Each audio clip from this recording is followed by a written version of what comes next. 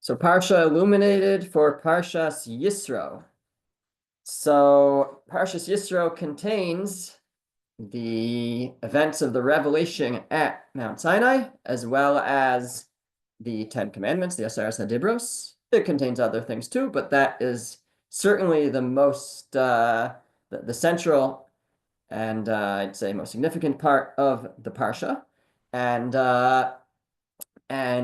also in the Parsha, we have their arrival at Mount Sinai and the preparations for the great events of the revelation, where where everybody is going to experience prophecy as a nation, and that takes preparation.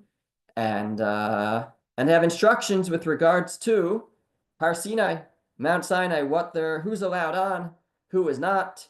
And in chapter 19, Parak Yates, Pasuk Yud Beis, verse 12, it says, Vigbalta es ha'am saviv lemor. Here they translate it as, and you shall set boundaries for the people around, saying, Lemor, hishamru lachem, beware, be careful. Alos bahar, from going on the mountain, unigoa bikateo, and from touching its edge. Kanogea bahar mos yumas. Whoever touches the mountain will be put to death. Lo sigabo yad. No hand shall touch it. Kisakol yisakel yaro yareh. For they shall be stoned or cast down for touching it. Im behema yimish lo yechia. Whether it's man or beast, he shall not live. And then, bimsho chayovel hema ya'aluvahar. When the ram's horn sounds, so then, hema ya'aluvahar, then they may ascend the mountain. And Rashi explains over there, when the ram's horn sounds, this is the sign of the Shechina's withdrawal and the cessation of the voice of God. As soon as the Shechina withdraws, they are permitted to ascend the mountain, based on the Midrash, the Mechilta. So Rashi explains the end of that verse is that there will be a like a bell, a shofar sound that goes off, and that would inform them that God's presence, the Shechina, has left the mountain, and then it's permitted to once again ascend the mountain. Now, many commentaries, or some commentaries, wonder about the distinction we find between Mount Sinai, Har Sinai, versus the Beis Hamikdash and the temple and the Temple Mount. There is discussion about whether the holiness of the temple is perpetuated even when there's no temple there on the Temple Mount, on Har Habayis. But many take the position that it really goes back to a dispute in the Gemara, but that Kidsha Rishona, Kidsha Lashaita, V'Kidsha Lasilavo, that once the temple was built on Har Habayis, on the Temple Mount, then it maintains its holiness, the Temple Mount, and the laws that applied to the Temple Mount in the times of the Beis Hamikdash would still apply today. While Har Sinai, we see over here that there were maybe even stricter laws governing. You couldn't step on, and most people were not allowed on the mountain, couldn't touch the mountain. But once the shofar blasts, then go ahead. Hema ya'aluvahar, you're allowed to ascend upon the mountain. It's like lahavdil, to distinguish. Like after the game, like everybody's allowed on the field and the crowd. So you can imagine, everybody running up onto the mountain after they're finally allowed on. So why is it this way? Why is it that Har Sinai, it was obviously a very special place, the place where we are given the Torah, a place where God reveals himself and the entire nation experiences prophecy, the place of the Ten Commandments. But once it's over, it's over. And it seems that Har Sinai does not maintain any special holiness. As soon as the events, the revelation are done, as soon as that shofar sounds, they are once again permitted on the mountain. So why is it that this way? So I saw a couple of answers, and one of them is offered in the Sefer Ayalas HaShachar, which Ayalas HaShachar was authored by sorry, I have a bit of a cold. Well, I'm getting over a cold. not thinking straight. It's authored by Reb Steinman, who passed away a few years ago.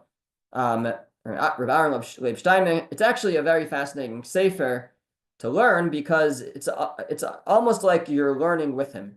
It's a lot of simple questions that you might just encounter as you go. Sometimes when somebody asks a simple question, that's where I go to look because it's like learning as like a chavrusa study partner with Reb Steinman.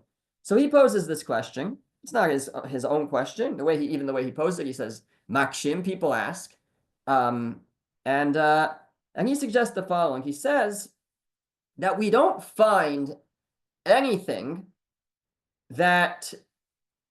physical that's holy that wasn't sanctified by man. Anything in this world that has kedusha, that has holiness, that has sanctity, became holy, became sanct, because a human being sanctified it as so.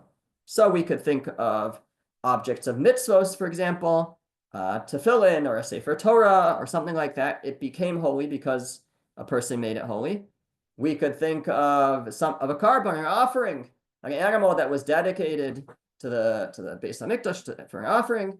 It only became holy when a human being, dedicated it and sanctified it. Even the Beis Hamikdash was created by human beings.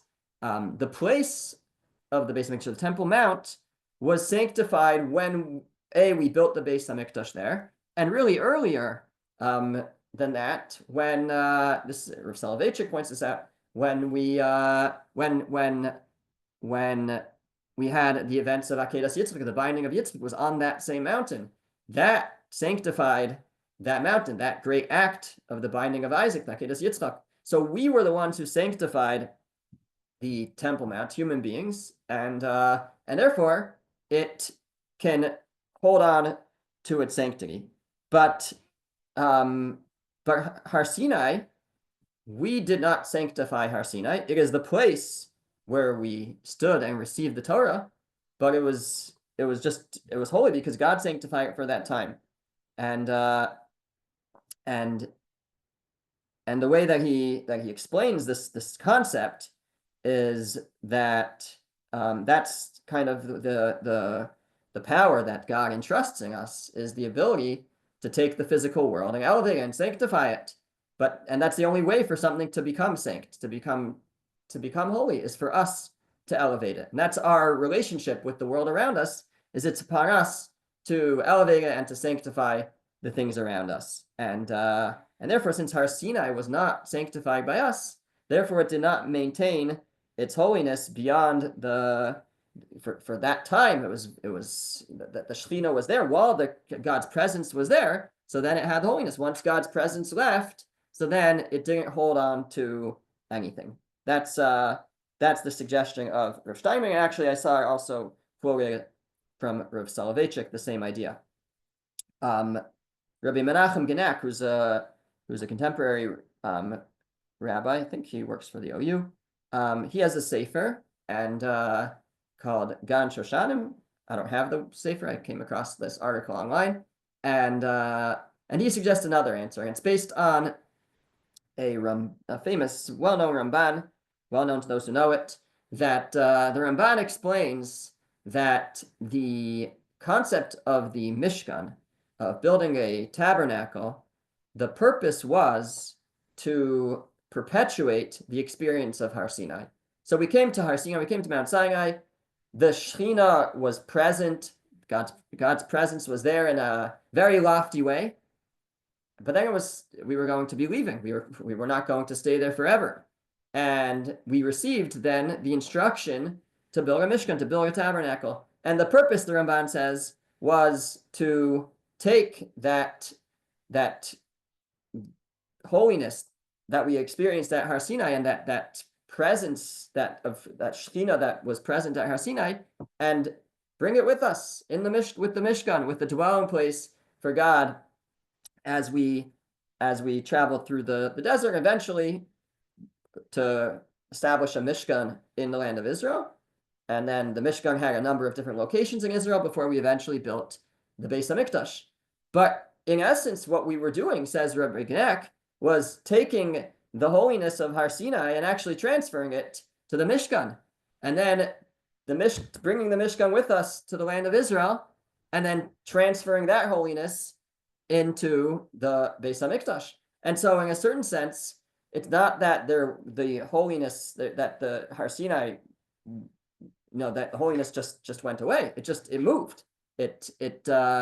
We took the experience of Har Sinai and the elevated presence of God, and we gave it a new home, which is the Mishkan, and that was something we were going to be able to take with us. And that's why he says Har Sinai is left with nothing, because it's something it's a holiness that we transferred over to the Mishkan itself and then to the Beis Hamikdash. So why does Har Sinai no longer have any holiness, but the Temple Mount Har Habayis does? That's because it's actually the same holiness. The holiness of Har Sinai was taken and placed within the walls of the Mishkan, and eventually brought to the Har Habayis itself, to the Temple Mount. That's a second answer. And the third answer comes from the Meshech Chochmah. The Meshech Chochmah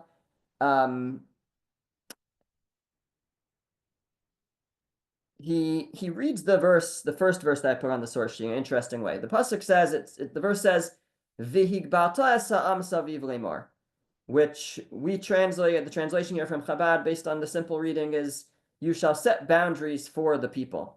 But if you read it literally, it really means V'higbalta es ha'am could be read to mean that the nation will be the boundary.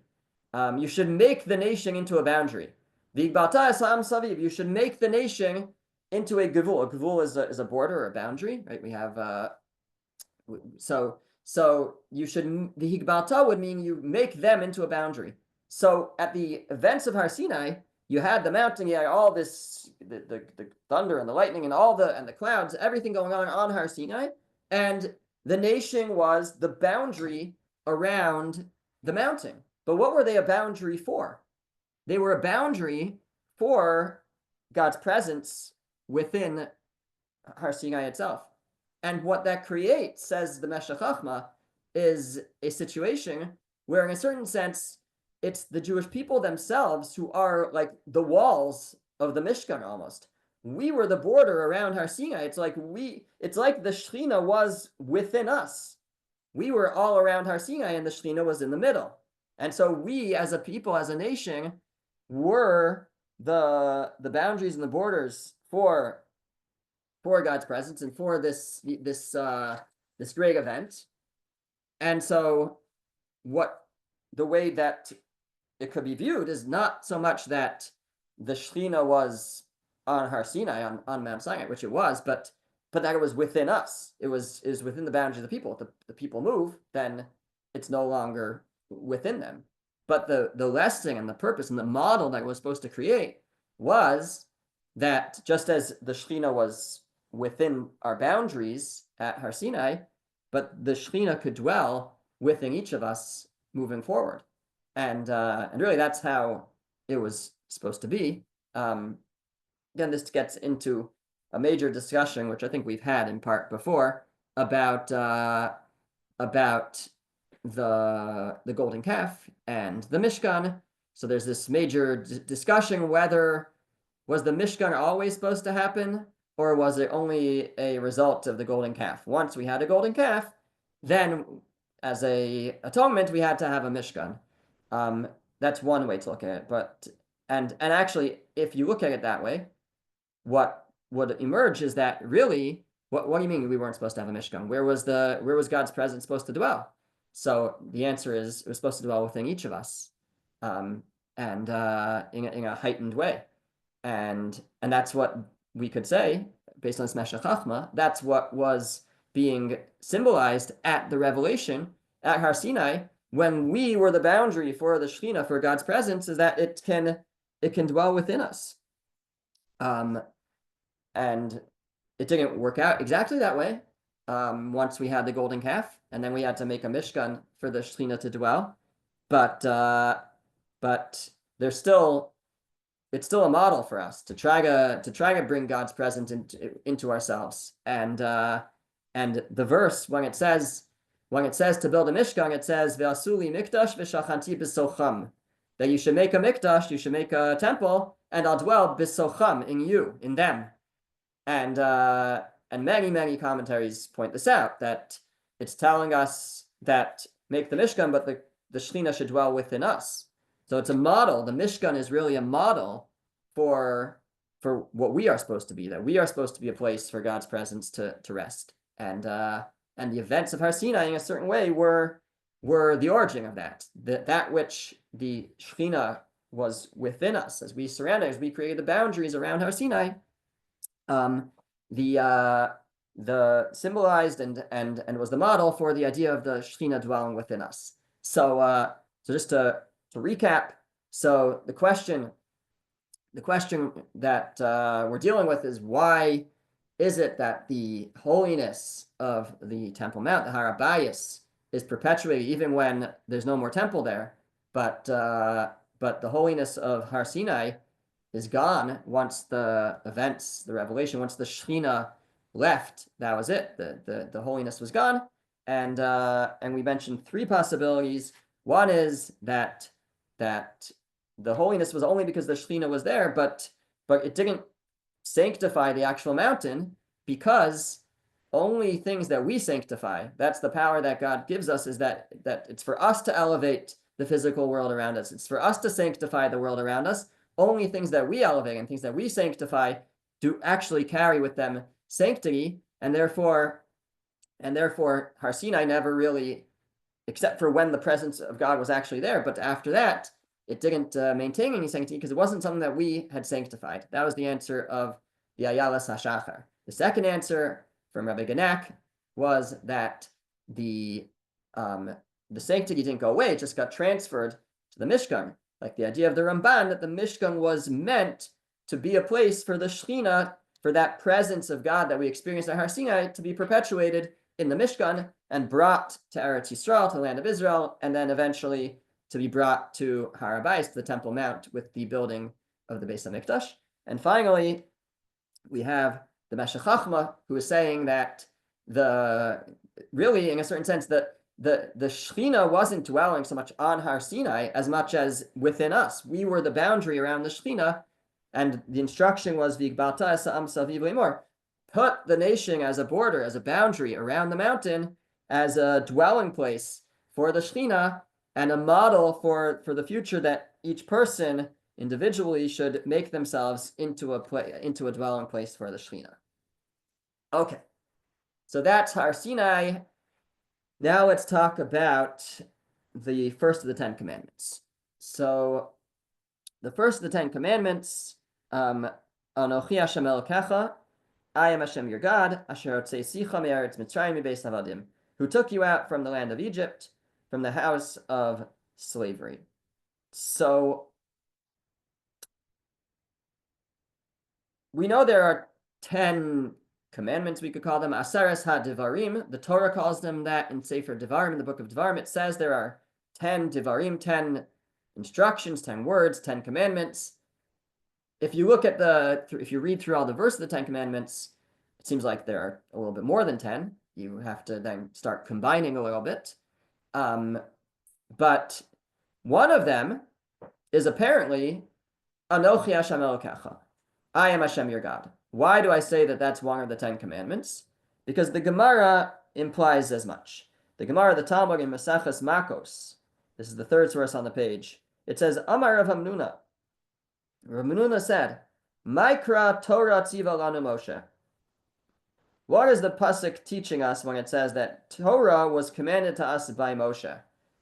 Lots of things it could be teaching us. The Gemara says the following: Torah b'gematria sheis me'ah v'chadsrei havin. The word Torah has a gematria of 611, which means Moshe taught us 611 commandments. But we know, and says the Gemara, but there's two more. Anochi and lo yeh lecha mipi hagvura shemanu. The first two of the 10 commandments, Anochi, I am Hashem your God, and lo yeh lecha Elohim acharim, you shouldn't have any other gods. That was taught to us directly from God. That's where we experienced prophecy and heard those commandments directly from God. In other words, this Gemara is telling us there are 613 mitzvos, 613 commandments. 611 of them were passed on to us by Moshe as the conduit of the Torah from God to us. But 2 of them we got directly from God. Which 2? The first 2 of the 10 commandments. Anochi and Lo Yeh Lecha. I am Hashem your God, and you shall not have other gods. The commentaries point out, if you read through the 10 commandments, you'll see a change in the tense, that the first 2 commandments are in second person. I am Hashem your God. You shall not have any other gods. That's God speaking to us directly. And then from there on, it switches to third person, and it says, don't take God's name in vain. It doesn't say don't take my name in vain. It says don't take God's name in vain. So it says keep the Shabbos because God took you out of Egypt. It doesn't say I took you out of Egypt. It says God did. So the first, I guess, right. The first ones are first person. I think I said second person. The first 2 are in first person. It's like God speaking to us. It says, you shall not have other gods al panai, on my face, mine, right? God speaking directly to us. And then from then on, it switches to third person, where God is being described by Moshe. So we see this actually in the 10 commandments themselves, this implication. The Gemara doesn't say this over here, but that the first 2 were directly God speaking to us. It's in first person, and then this change after those first 2. And indeed, based on this, the Rambam Maimonides codifies this commandment of Anochi as the first in his list of mitzvos. He says this is the first of the 613 mitzvos. Now, by first, it's just his order. There's no specific. I mean, he obviously had an intended order. They don't appear in the order of the Torah, but this is his first mitzvah that he lists. And the Rambam Maimonides says in his list of mitzvos, the first mitzvah is that we are commanded to believe in God's existence. This is Anochi Hashem Elokecha. What is the commandment there? The commandment is to believe in God's existence, i.e., to understand that he is the original cause and source of existence who brings all creations into being. So the mitzvah to believe in God, what does it mean to believe in God? Well, says the Rambam, it means to believe that God is the original cause and source of existence and brings all creations into being. What's the source for this commandment? Says the Rambam, it's God's statement, I am the Lord your God, Anochi Hashem Elokecha. And he quotes the Gemara that we just quoted, and he says it's clear from that passage that it's counted as one of the 613 mitzvos. So this is one of the 613 mitzvos, and the source, what makes it clear, it's clear that our sages understood it that way because they count it as a mitzvah. They say that 611 were taught by Moshe and 2 were taught by God, one of them being Anochi Hashem Elokecha, I am Hashem your God. Robert. I mean, I know that before I should talk about this, that there's some questions to whether actually believing in God can be a mitzvah, because if you don't believe in God, then how could there even be any mitzvahs? It's kind of funny to say you have a mitzvah to believe. It's like saying there's a mitzvah to believe that there are mitzvahs. Well, so very good. Okay, so yeah, so very good point. And this is part of the issue that the Baal Halachos Gedolos, the Bahag, has with this approach. And actually, on the next source, the Ramban quotes from the Baal Halachos, and he writes, it's the top of the second page, despite this, I assume despite the fact that the Gemara implies that it is a mitzvah, I saw that the Baal Halachos did not count it amongst the 613 commandments. He did not count it as a commandment. It would appear that the opinion of the Baal Halachos was that the 613 commandments are specifically God's decrees, which he decreed on us to perform or to refrain from. Belief in God's existence, however, which he showed us with signs and proof, and the revelation of his presence before our eyes, is the root from which all commandments stem and isn't part of the count. So very similar to what you're saying. He's saying that before you have a commandment from God, you first have to believe in God. So it's like a prerequisite to having any commandments, and it's not a commandment, which the truth is, that makes a lot of sense in terms of, if you look at the 10 Commandments, the first commandment seems to be, do not have any other gods. I am Hashem your God does not sound much like a commandment. It's just a statement. I am Hashem your God. God introduces himself. I am Hashem your God. Now here are my commandments. And that's how the Baal HaHalachos seemingly understood it. And however, it's clear from the Gemara that the Gemara counted it as a commandment. So this is a question, basically Robert's question that the commentaries struggle with, is how could we have a commandment? Well, there's two parts to the question. One is, how can we be commanded to believe in something? Either we believe it or we don't believe it. That's one part of the question. And the second is, I guess that's just another way to say the question. So how can we have a commandment to believe in God?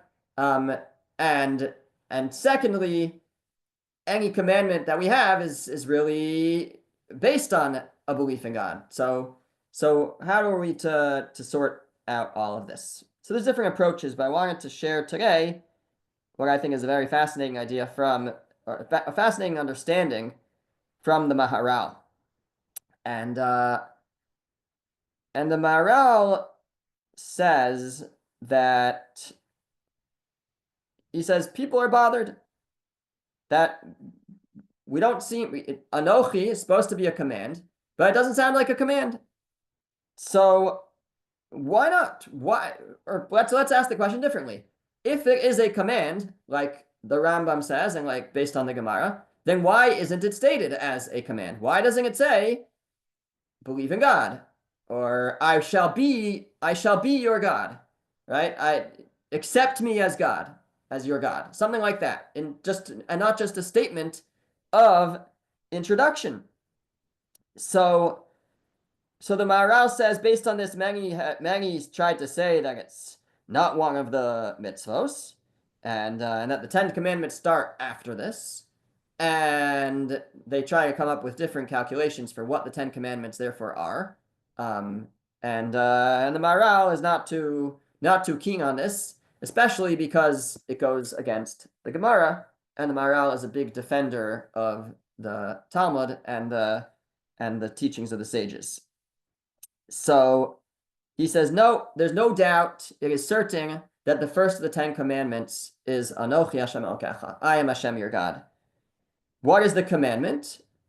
The commandment is, I am Hashem your God, and therefore don't deny that. Don't obviate whatever obligation that comes from that.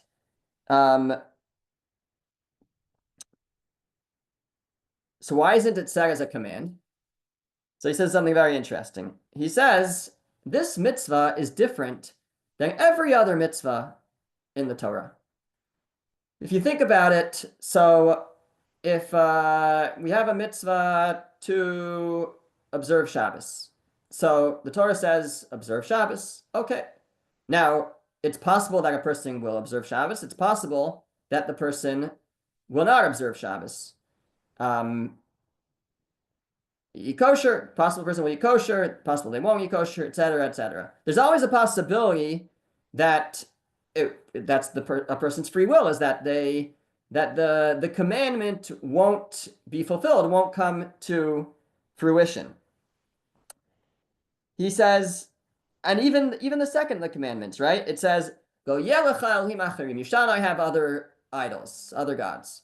Now, somebody might worship idols, and that is a possibility that could happen.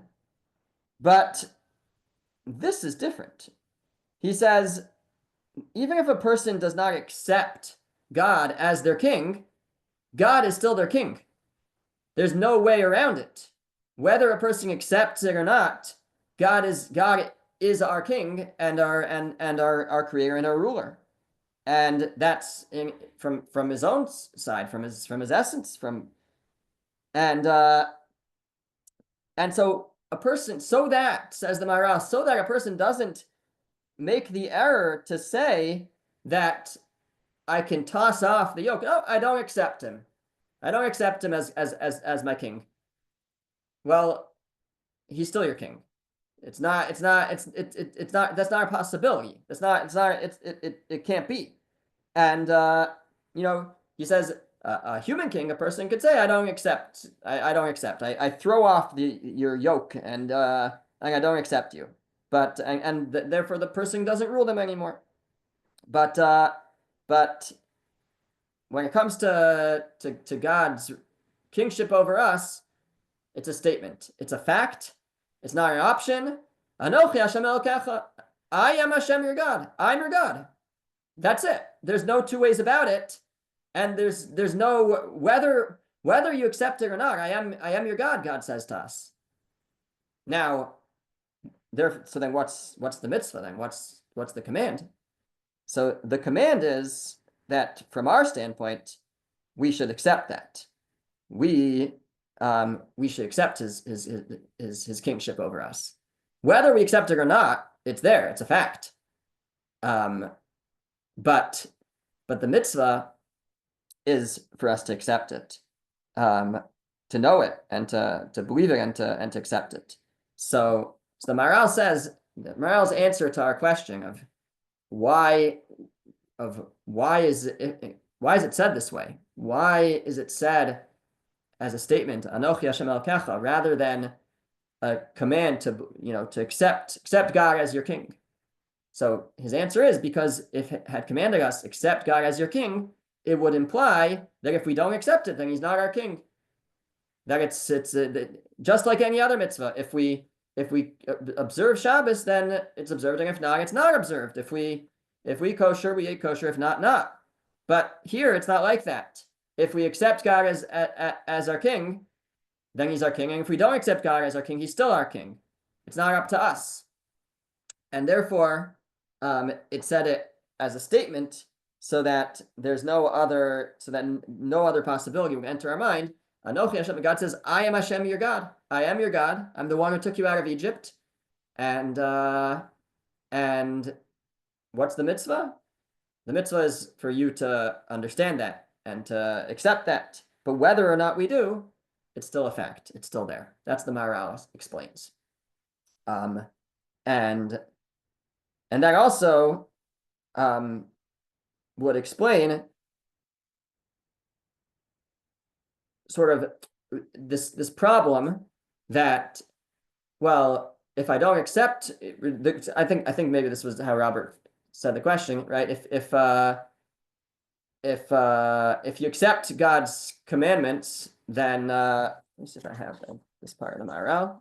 No, I don't have this part. He does go on. I think I just want to say it right, but he goes on and he says that this tension, of, well, if you accept his decrees, then you've let me just bring it up because I should still have it here. Just don't want to say it wrong. Gets a little confusing.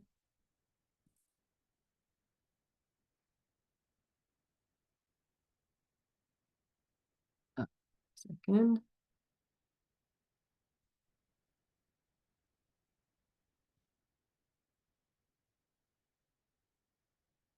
Yeah. So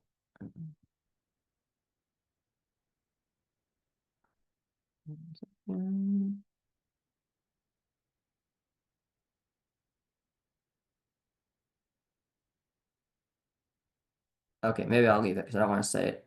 It's a little confusing, so I don't want to say it wrong.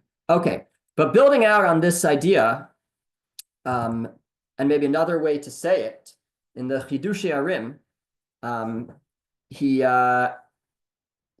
takes it maybe a step further, and he explains that the reason why Anochi Hashem Elokecha is said as a statement is because it specifically is telling us that that we should realize that it's not something that we need to explore. The way he says it is the Rambam, the philosophers have, kind of explored the idea of God and the meaning of it, and certainly he says it's valid and fair to want to understand it better, but we should realize that our belief in God is intrinsic to us. That's what it's telling us. The way he says it is, it's like any other statement of existence. Just like God said, "Let there be a sky, a firmament," and there was.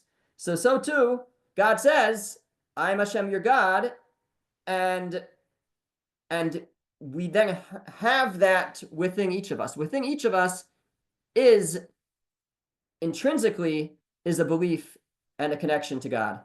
And what the only thing that stops us is things get in the way. Things get in the way, and we have a Yetzer Hara, we have an evil inclination, and we get distracted, but in our essence, we truly believe in it. And this addresses a different question, which is, or the question of how could we be commanded to believe in something that we don't believe in. Another way I've seen the question asked is, as soon as a kid turns 13, a boy turns 13, a girl turns 12, they're obligated in the mitzvahs, including to believe in God. Well, many have struggled with belief in God. So how could you expect just a young person on their own to be able to achieve that belief in God? And so the way Rav Elchanan Wasserman says it is, well, the truth is, it's obvious. If you look at the world, it's obvious. It should be obvious. It should be clear.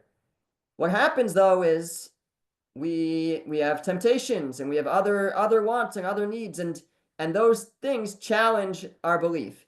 But the basic belief is natural for a person. It's obvious. Things get in the way, but it should be obvious and natural. And it's very similar to what the Chidushei HaRim is saying. Chidushei HaRim is reading into the words though. He's saying that when God said, "Anochi Hashem Elokecha," when God says to us, "I am Hashem your God," he was saying to us, and that's a part of you now.